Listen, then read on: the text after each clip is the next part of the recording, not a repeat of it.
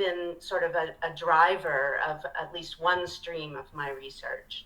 So around 2010, actually a lot earlier, but by 2010 I got my hands on some software. But earlier, I, of course, as an epigrapher, knew that we have thousands and thousands of names from ancient Greece.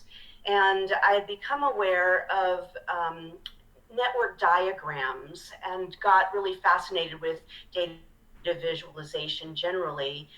In philology, we tend to write in words and describe things verbally in a linear way. And so we'll show you in a moment John Beasley's large volumes that are written exactly in this way. They're catalogs. And yet it's impossible in a linear way to see the connections, and especially in vase painters where we have over 1,000 individuals making, that we know of, or entities, shall we say, workshops perhaps, making black figure vases in a small area of Athens in the Kerameikos. Surely they knew each other. So social network analysis is used in a variety of places. The first place that I saw it that appeared in Time magazine 1 week after 9/11.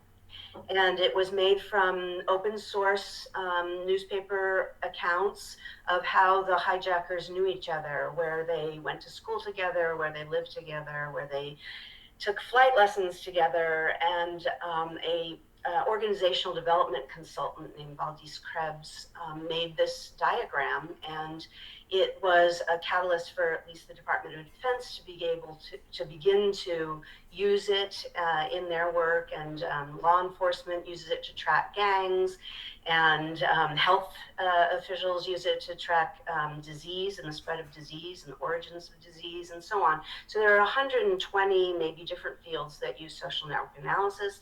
The first conference I went to was in 2004 on social networks, and it's the International Network for Social Network Analysis.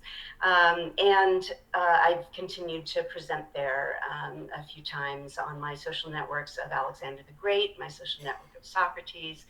I started with Pericles, and again, I'm looking for clusters within the network and individuals who are important not because of their influence, and in our case, in terms of their style of inventing something, but the people who carry that news, that information across the network, those people who are important because of their position in the network, not because of their stature or personality or techniques. So let's go to the next slide, please, Sarah. And this is, again, another couple of images of Eleni and I at work at the Center for Hellenic Studies. And I want to first start with a little bit about how we gathered our data. What is the basis for these amazing charts? And then talk about, briefly, a finding or two.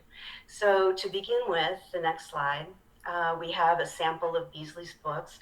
The Attic Red figure was published in 1942. It eventually has 3 volumes. And the Attic Black figure is 1956, and it has 851 pages, and that is what became our database for the potters and painters. Next slide, please. And curiously, even though Beasley was a very visual person, as you saw from his magnificent drawings, sometimes done from memory, he did not have any images or plates in any of these books.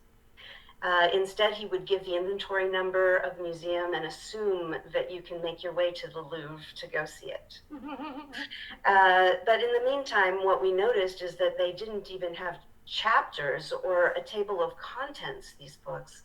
And so as we developed these ties, I'll show you what that means, but the direct relationships between painters and potters, or painters and the people who are derivative of them, like the manner of, near to type of people, or the shape that they all had in common, we developed a kind of table of contents based on clusters who have a lot in common. So I'll show you now how we did that. But first, I want to just repeat, if we could have next slide, Sarah, the importance of signatures and the difference between having a signature and attribution, which is where you take either the inventory number or the place where the vase, the type vase, sits, or some key feature of the painter, long nose painter, elbows out painter, red line painter, those sorts of things. That's attribution through connoisseurship. So here we have again Sophilos Eggrafsson.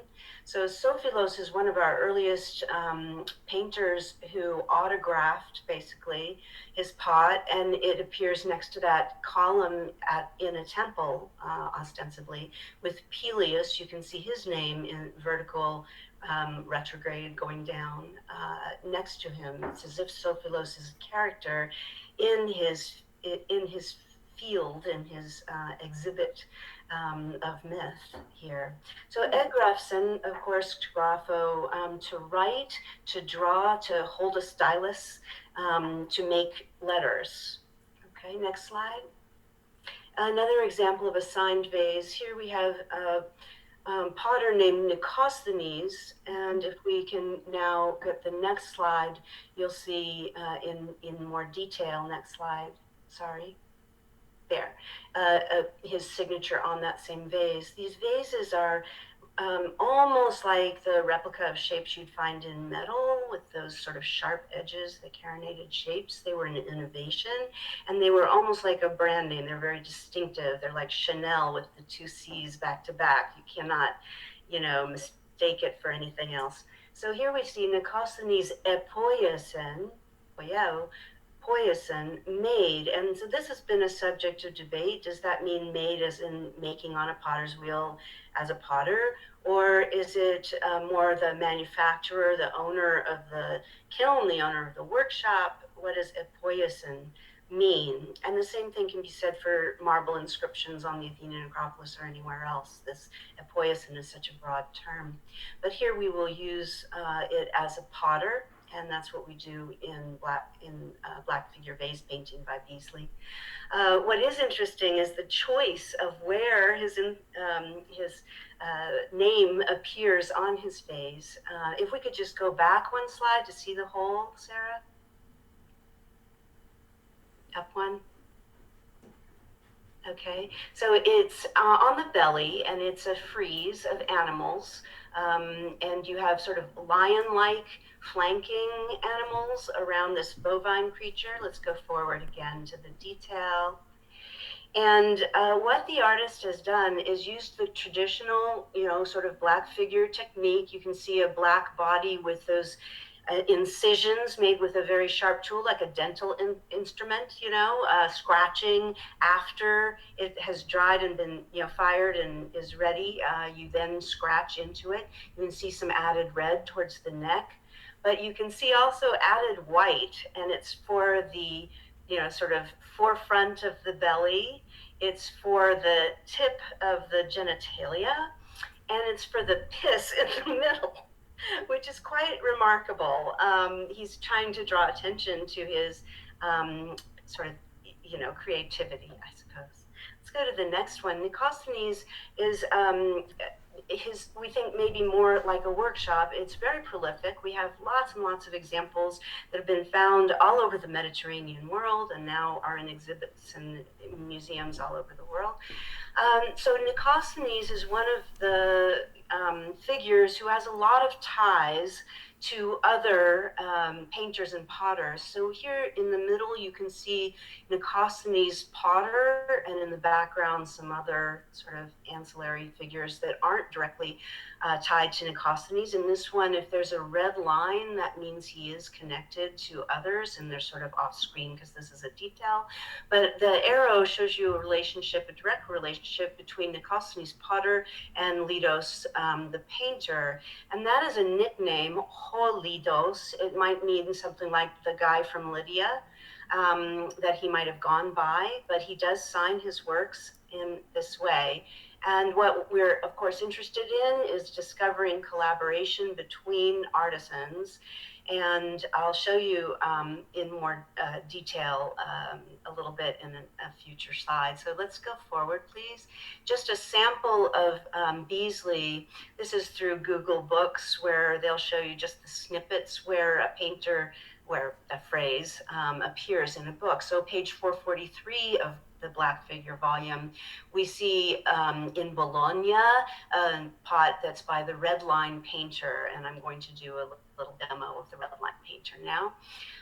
Another pot in London called Near the Red Line painter. Strasbourg and Philadelphia also have examples. Then you have to skip 150 pages to find another reference to the Red Line painter. The calpides, a certain shape, are of the same class, which is a way Beasley organized shapes or sub-shapes of shapes by the Red Line painter himself, and 2 others belong to the class in these other places. I just want to pause and say how remarkable that Beasley could find in disparate museums examples that he thought belonged together. But unfortunately, in linear form in a book, these have to be separated in time. And then finally on page 608, when he's discussing the painter of the Rhodes Pelicky, a pelicky is kind of a bottle of sorts, and he says this is near the Red Line painter and therefore inserted here. Next slide, please. So we'll focus in sort of near the top is the Red Line painter in black letters. What we have shapes in blue squares.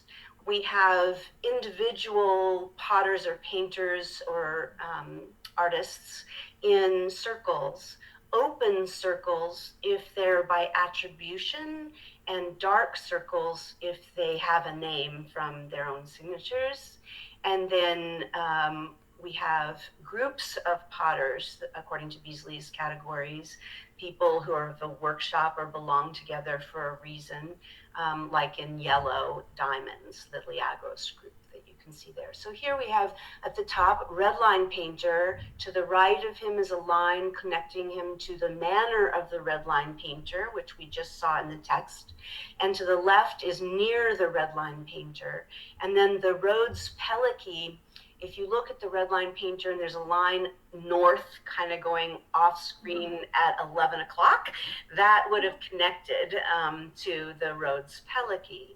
So do you see that what we're looking through in the text are pairs of entities, names or groups or classes of pots, shapes, that bind these individuals together. So the studies, as Hellenic explained, are mainly organized, modern scholarship is mainly organized around a specific artisan. Now, in the case of Lidos, let's say, then of course Nicosthenes would be brought into that because we have both signatures on one pot.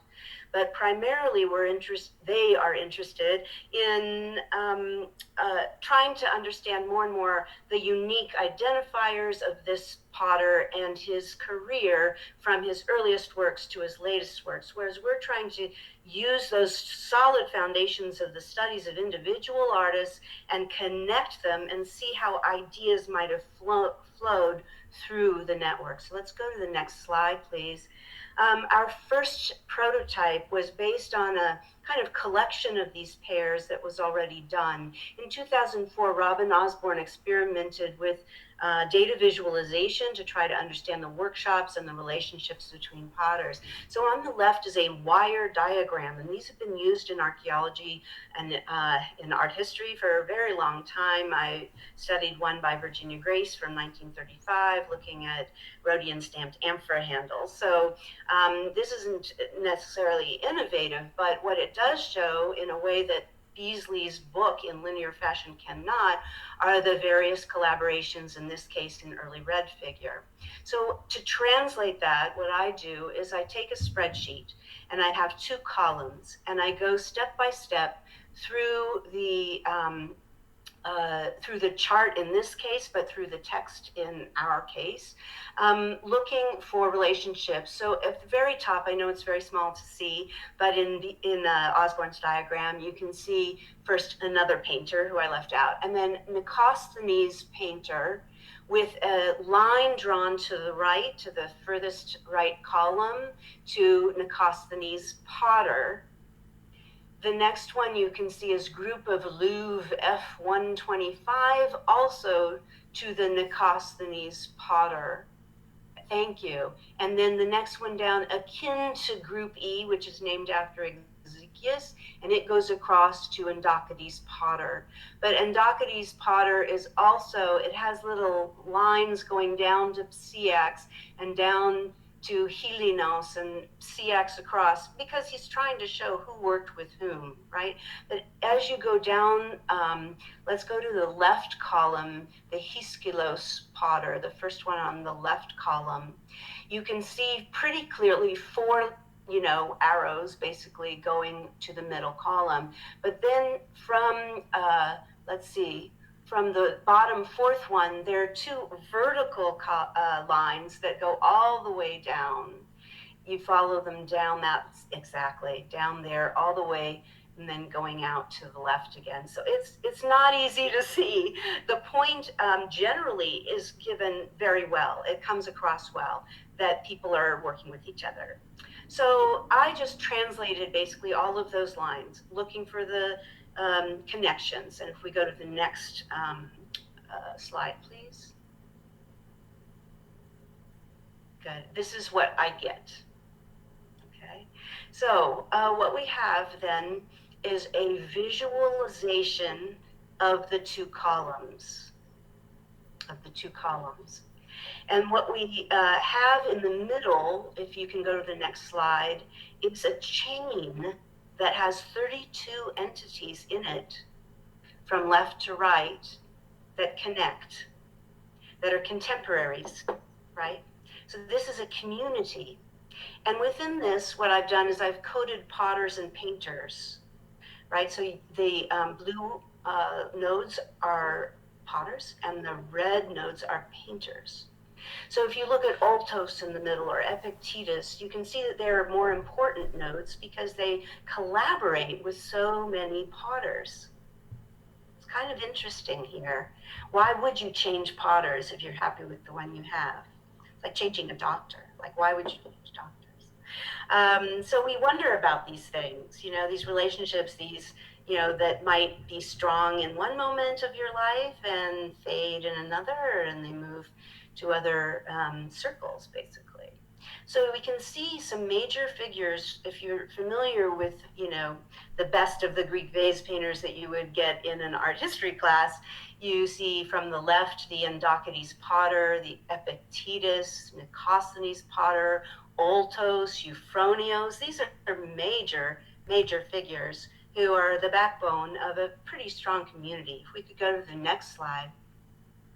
So here we see, for example, a potter who works with a painter, red, Duris, one of the more famous ones, who works with 4 potters. And in the right-hand side, let's see, we see a potter who works with 4 painters.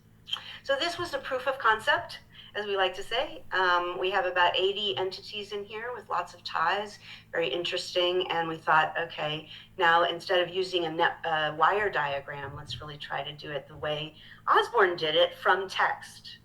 So next slide. We did a little bit of it before we got to the Center for Hellenic Studies, but the main research phase was about the first 9 weeks of our collaboration at the center. We went through all of Beasley's Black Figure Vase painting again, sort of more thoroughly. And we end up with signed individuals, 82 of them, you can see at the bottom, and 326 individual painters or potters who are given attributions like the red line painter. We have 169 groups, that is clusters of craftsmen that he didn't sort of break down inside into potters and painters, and 127 different vase shapes. And as Eleni said, as we went through this, we began to feel more and more that shapes were the key to passing information through, like who made the first olpe, as a shape, and who decided that they would make more of them in their own workshops.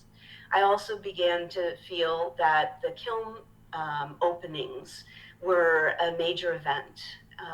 Did it work or not? It was exciting. I think the community would come around, and as these amazing vases by people like Ezekias or Duras came out, they'd be like, oh my gosh, look how he did those handles. I'm going to try that.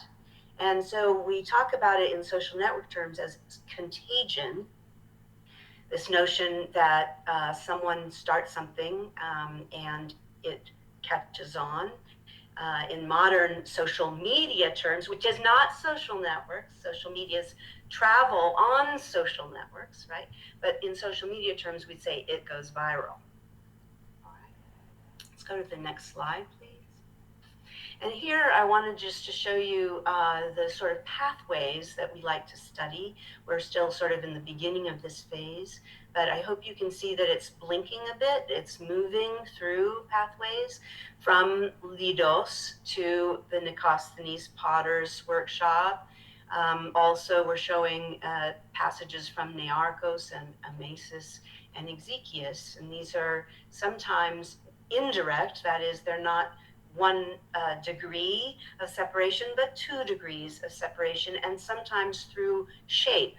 That is, both are doing a trefoil oinakoi, that has a very particular shape, contemporary. So they must either know each other or know of each other's work to make that same shape at the same time. They're not going to innovate and make it up independently. So that's how shape is important. Let's go to the next slide. Above, you can see the relationships with the labels, that is, with the names of every node on them, and below, without. And for data visualization, without is much clearer to see. You can see who the important ones are, the sort of central figures, the peripheral figures, but you can also see sort of in the wider areas where there might just be 1 or 2 nodes. Those are the really important ones that connect the major hubs. Let's go to the next slide. So this was a real challenge for us to try to figure out how to convey who's who, but with such a crowded field. So social network analysis, as I say, it emphasizes the position of each node in the network and tries to help us identify who is important here. And there are many different centrality metrics that I won't go into, but that we are publishing, and hopefully we'll be able to share those publications with you soon. So degree centrality is the easiest to understand, and it's a way of like reorganizing our list of people into the top 10 or the top 20, as you can see highlighted on the left, who have the most ties. So LMC and DC is our shorthand for little master cups and droop cups, which if I had to write it out under the node would be a nightmare, right? It's just too much, so we had to use some shorthand. 61 different entities are tied to that shape. Some are subshapes, but most are potters and painters. So shape unifies because it's a very particular kind of shape with very similar fields of decoration that are personalized, shall we say, by different artisans.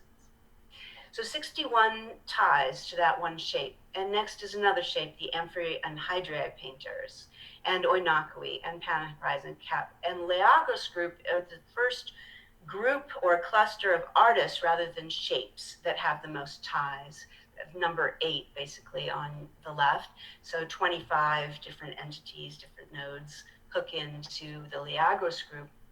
And it's only at number 12 in the top 10 because the first 2 fields are taken off. Nearchos, who's a potter, a very important potter if you're familiar with vase painting, with 21 ties. And then 2 down is Lidos. And then the Antimenes painter, I'm sort of scanning down to look for painters, and actually Nicosthenes should have been up there, no?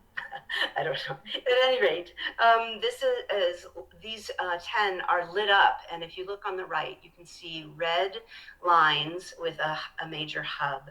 Now we can do the same for several other centrality measures. So betweenness centrality is one I won't explain now, but in sum, it identifies the people who serve as links or bridges between these guys, right?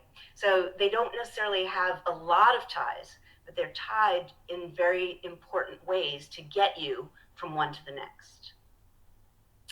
And then there are other kinds of degrees of centrality measures as well. Next slide, please. We did, in the last 3 weeks, experiment with red figure, with the other Beasley volume from earlier from 1942, red figure vase painting. And what we're very interested in is how it hooks into the end of black figure, and that's really our next main focus. What we've done here is to just look at chapters 1 through 8 of a very long series of 2 volumes plus an addendum. And we have 104 nodes, mainly people in this case, not so much shapes, and 162 ties between them. And again, I've used some coding. So solid black means that in that broader shape, the Antimachos class, which if you go upwards leads to the Encosthenes painter, and in an open circle, and the Pantheos potter in black. And this is sort of the pathways that we're interested in, not the individual nodes, which are subjects of monographs, but the ties between them. Next slide. Thanks, Sarah. So when we overlay our little red figure example over the black figure example, you look here for the red circles, and those are the ARV. And you can see they're sprinkled mostly across the right side. That is, they're connected to the later potters. We move from the earliest black figure on the left to the later. It's a little over 100-year period that we'd like to slice down, we'd like to narrow so that we're looking at people who are just contemporaries. And so part of our next project as we're going into red is to chop out some of the earlier black and be able to really focus on those interconnections. Next slide. Another interesting question is context. So we're using Beasley, and as you saw, you know, there's a pot in London, there's a pot in Boston, there's a pot in Rome, you know, and so what about pots that are found in one place? So we started with the Athenian agora, and the ones that you see in red are those that at least sherds of theirs have been identified in the agora excavations in Athens. So the black ones are absent and are mainly exports. We were surprised somewhat to find that some of the red ones that we think of as mainly export businesses actually were locally used as well and end up in the fill and in the wells in Athens. Next slide. So innovation, we come back around our interest in innovation. In the business school literature in about 1960,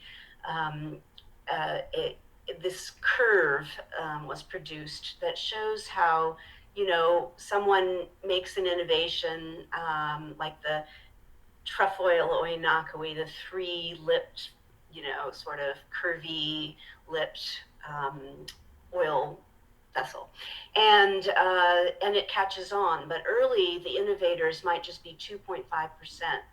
You know, maybe a family or two decide they're going to try it, and then there are the early adopters, and they're not necessarily in the neighborhood physically of the Keramicus, but they might share the kiln. They might have seen each other's work. They might have seen it down at the dock when they're transporting their goods for sailing off. So they decide to start making it, and it either kind of dies at that point or it catches on. So then you have the early majority, and it doesn't take all that long. And this is something that advertisers, you know, in New York have figured out since Mad Men, that if you can get it to catch on, it will stay a while. And so then the late majority might adopt it. And this, it's often technology that we're talking about for this. So the first people to have iWatches or iPhones, not so many bought it, and then by the next year, everyone's getting it for Christmas. So it can go very rapidly. And then there are finally the sort of old-fashioned potters that we're interested in as well. So these we want to identify. We think we can see clusters within our diagrams that this is, a goal of ours. Let's go to the next slide, please. So the software I'm using is called NodeXL. You can find it for yourself at nodexlgraphgallery.org. And there's a book that goes with it, Analyzing Social Media Networks with NodeXL.